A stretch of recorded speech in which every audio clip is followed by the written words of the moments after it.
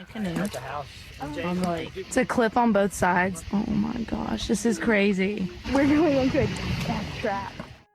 All camped out, everything was awesome. We all drank, had a good old time. Eventually we ended up making our way all back to the campsite. I woke up and I woke him up and I said, "Where's Lauren?" He said, "She got up a while ago." He was like, "But I didn't feel her or anything." And I said, "Okay, have you seen her since?" And he said, "No." And I asked how long. He said he wasn't sure. I honestly wasn't really worried about it because I didn't think anything had happened. I didn't think anything would happen. We were like, well, maybe somebody came and got her. And then we went down to the boat dock and we waited and waited and waited. And almost seems like I'm a suspect right now, but I know you guys are just doing your job.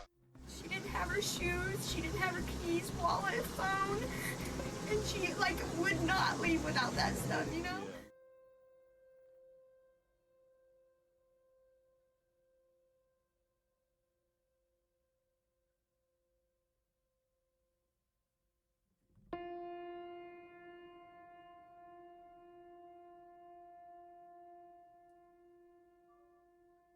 Lauren Agee was a 21-year-old student from Hendersonville, Tennessee.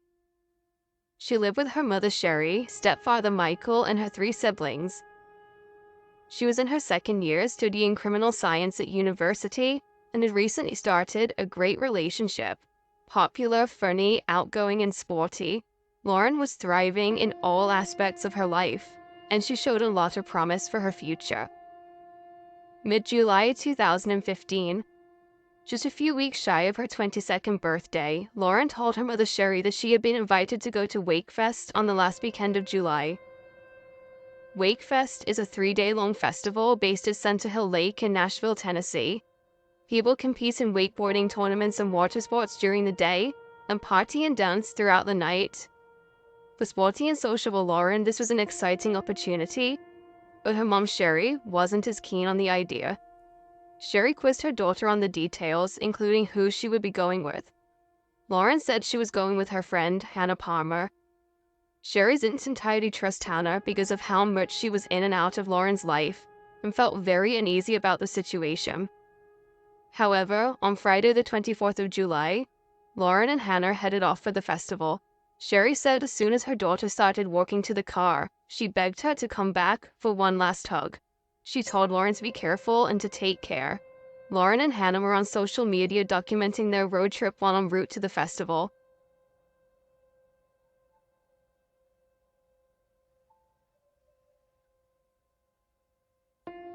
They arrived at Wakefest in the late afternoon, and sometime after, the girls met up with Aaron Lilly, Hannah's boyfriend, and his friend, Christopher Stout.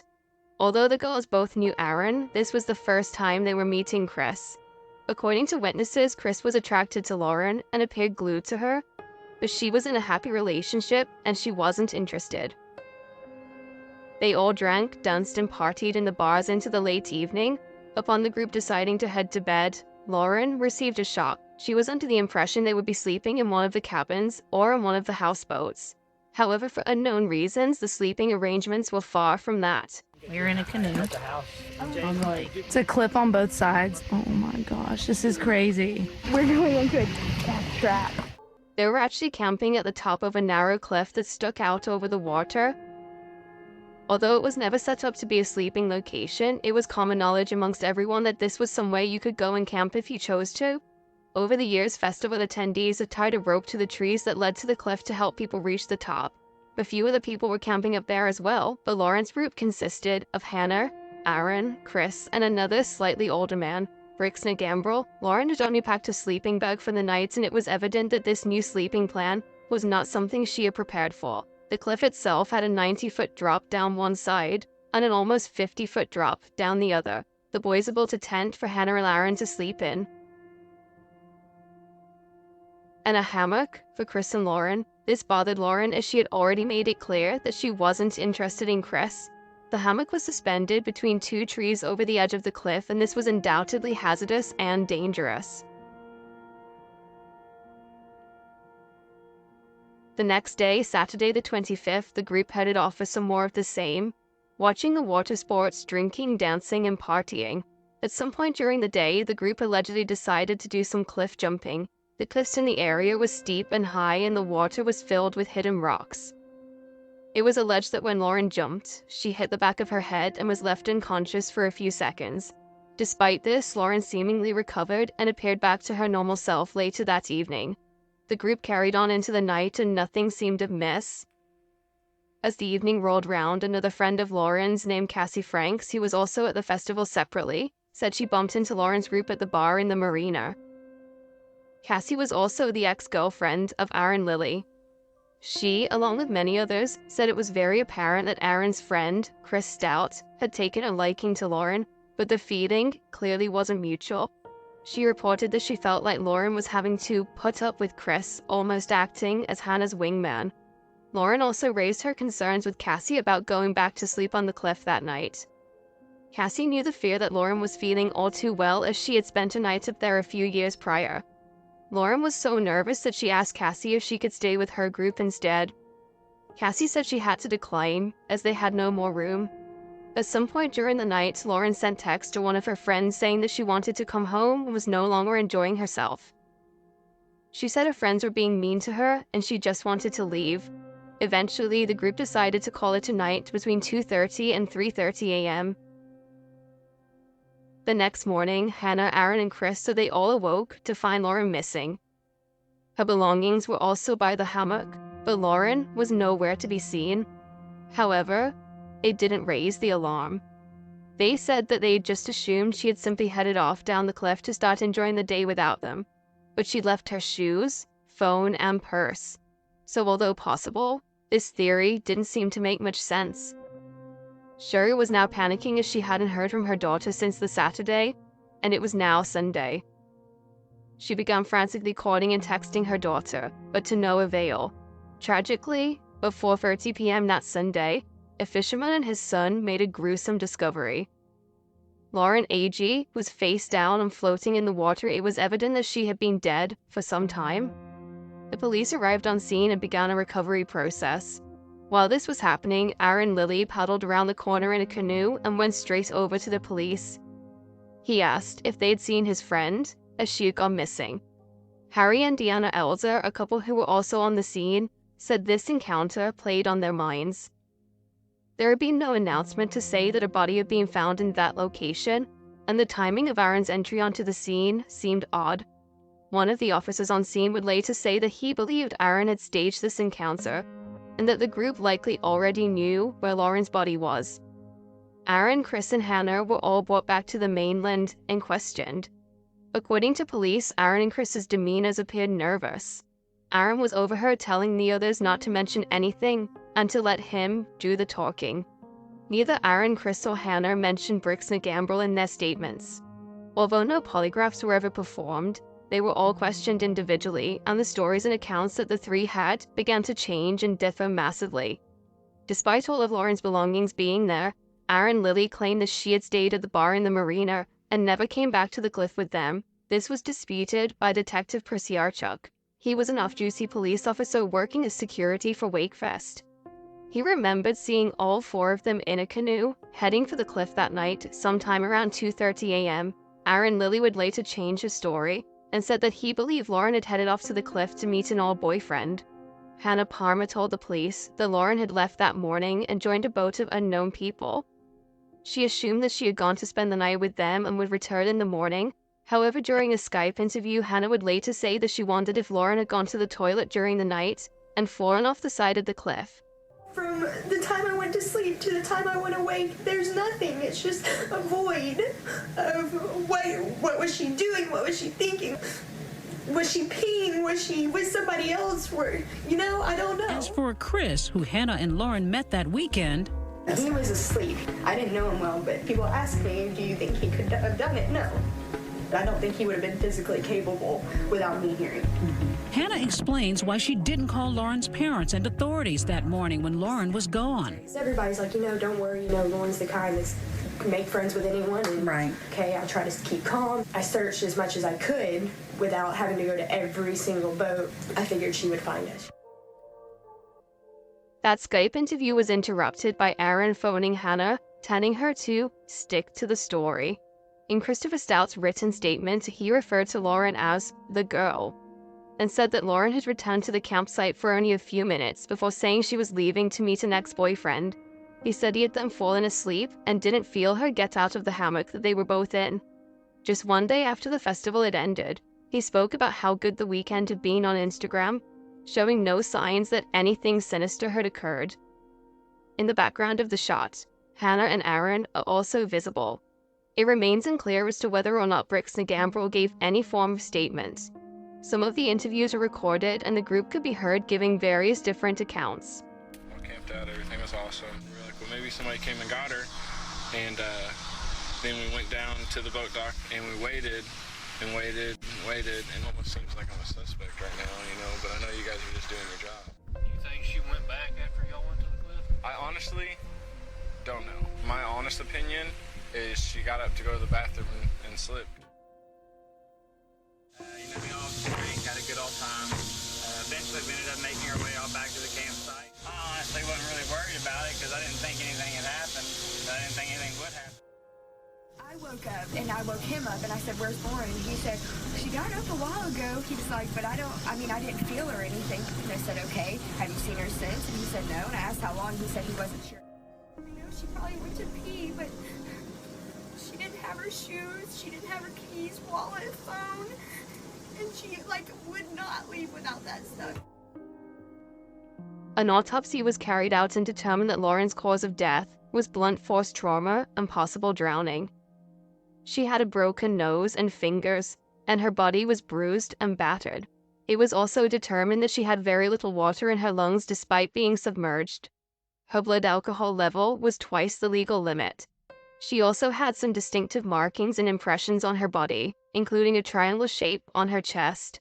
Detective Chris Yarchuk, who had watched her leaving that night, also helped in the recovery of Lauren's body. He said that he saw what he believed to be a bite mark on her chest, as well as substantial bruising to her thighs. He suggested at the time that a rape test kit be done, but no such test was performed, and her body was never swabbed for DNA. 911 calls were lost, text messages were erased, and recordings of some interviews weren't made, and the crime scene was completely contaminated. It was eventually concluded that she had fallen down the side of the cliff while intoxicated, and her death was ruled as an accident. It was also determined that there was no foul play involved, and it was nothing more than a very tragic, drunken incident. With this, DeKalb County Sheriff's Department closed the case. Sherry's gut instinct told her that this was wrong and begged for the case to be re-examined. These requests were all denied. New tonight, family and friends want to know how a 21-year-old Hendersonville woman died in Center Hill Lake. She camped this weekend on the edge of a cliff. Her body found Sunday in the water below. Hannah Palmer, Chris Stout, Aaron Lilly, and Brooks and Gambrell were never considered suspects by the DeKalb County Sheriff's Department. Hannah and Aaron married and moved to Florida where they had a baby. Chris Stout was in and out of jail due to various parole violations and DUIs. And Brooks and Gambrell moved out of state and obtained a lawyer. None of them attended Lauren's funeral, and none of them have commented or publicly engaged with the case since it closed. Cassie Franks, Lauren's friend and Aaron's ex-girlfriend, agreed with Lauren's mother Sherry, and she had concerns about what had happened that night too. She said that Aaron was violent with her during their relationship and that he had choked, bitten, and beaten her. Cassie had taken pictures of her body after these attacks and even offered them to the DeKalb County Sheriff's Department. However, they declined to look at them, stating the case was closed and Aaron wasn't a suspect. Aaron also had a history of DUIs, as did Chris Stout. Just days after Lauren had been laid to rest, Sherry received a phone call from Ryan Melanson, an officer with the White County Police Department. He, along with Chris Yarchuk, was on scene when Lauren was found. Sherry said that he told her the investigation was not handled correctly, and he believed that the people she was there with was somehow involved in her death. Sherry then spoke with both he and Detective Chris Yarchuk. Both were deeply concerned by the behavior they had seen from both investigators and Lauren's friends. They were extremely nervous. In a rare step, Melanson questions the findings of his brothers in blue, saying Aaron and Chris expressed no sympathy or concern for Lauren. Just their body language and demeanor toward the incident told me that there was something wrong with the picture. People don't act like that unless they know something or they have something to hide. Hannah, Aaron, and Chris continue to party for the weekend and were active on social media, despite the fact that Lauren was missing. Yarchuk believes that the strange triangular print upon her body was a match for the tip of a canoe, exactly like the one he'd saw them heading off to the cliff in. However, that theory was quickly thrown out by the sheriff's office. They said that the mark could be made while pulling her onto the rescue boat. Yarchuk, among with many others, believed that Lauren would already died when she went into the water, which could have explained the lack of water in her lungs. However, as Yarchuk wasn't an officer with the investigating department, he had no authority to reopen the case. He did, however, encourage Sherry to pursue it. Off the back of this, Sherry hired a private detective by the name of Sheila Wysocki, and her first course of action was to have Lauren's autopsy notes re-examined. This second look concluded that Lauren had hemorrhaging in her throat. According to Sheila, the hemorrhaging was a result not of being strangled, but of being held down. Sheila also wanted answers from the police regarding the rape test kits and why one hadn't been carried out. The answer she received was that because Lauren had been wearing a tampon, she couldn't have been sexually assaulted, therefore no such test was deemed necessary. Sheila discovered that Lauren wasn't actually menstruating at the time. She contacted Lauren's GYN practitioner, and they found that the lining of Lauren's uterus confirmed she hadn't been on her cycle. Sheila also disputed the details surrounding the infamous cliff jump, in which Lauren supposedly hit the back of her head. She argued that while Lauren did jump off the cliff, she didn't go into the water head first, nor did she pass out, and there was no bruising. Sherry, Sheila, and Chris Yarchuk also ran some experiments and tests using a 105-pound crash test dummy. The dummy was thrown off both the 90-foot side of the cliff and the 50-foot side. On the 90-foot side, the current of the water at the time wasn't consistent with where Lauren's body had been found. If she had fallen in, she would have floated towards the marina in the opposite direction. The drop on the 50-foot side was so filled with ledges, trees, and rocks that it seemed impossible to roll continuously to the bottom without something getting in the way. They used the crash test dummy almost 50 times, and every time garnered the same result. She slipped and fell down here. Could she have made it into the water? There's too many trees here, there's too many rocks. There's just no way. I mean, you could maybe make it to halfway down where it flattens out. In an unscientific demonstration, he shows us his theory with a mannequin. Similar size and weight, 105-pound dummy, and I'll just drop it going forward.